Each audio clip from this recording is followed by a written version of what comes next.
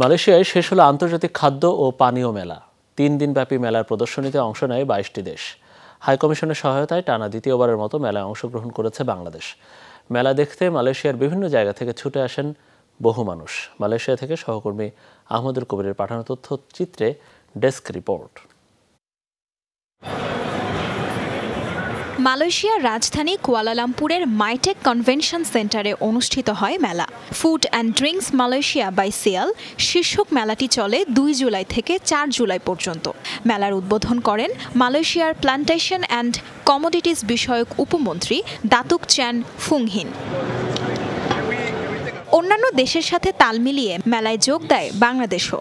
বাংলাদেশ হাইকমিশনের সহযোগিতায় মেলায় অংশ নিয়েছে দেশের জনপ্রিয় ফুড অ্যান্ড বেভারেজ কোম্পানি প্রাণ ফুডস লিমিটেড। 330টি বুথের পাশাপাশি আন্তর্জাতিক লাউঞ্জে প্রদর্শনী চলে বাংলাদেশের বিভিন্ন খাদ্য ও পানীয় পণ্যের। মেলার শেষ দিন পরিদর্শন করেন মালয়েশিয়ায় বাংলাদেশের হাইকমিশনার মোহাম্মদ শামীম আহসান।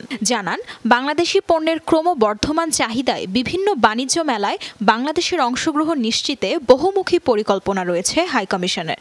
প্রায় 22টি দেশের 330টি স্টল এখানে স্থান পেয়েছে এবং বাংলাদেশের একটি প্রখ্যাত ফুড অ্যান্ড বেভারেজ কোম্পানি প্রাণ এখানে তার প্রোডাক্ট নিয়ে অংশগ্রহণ করছে এবং আমি খুবই উৎসাহিত বোধ করছি।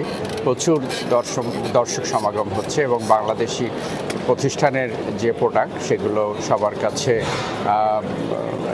খুবই জনপ্রিয়তা অর্জন করেছে। বাংলাদেশের রপ্তানি বৃদ্ধির জন্য আমরা একযোগে প্রাইভেট সেক্টরের সাথে কাজ করব।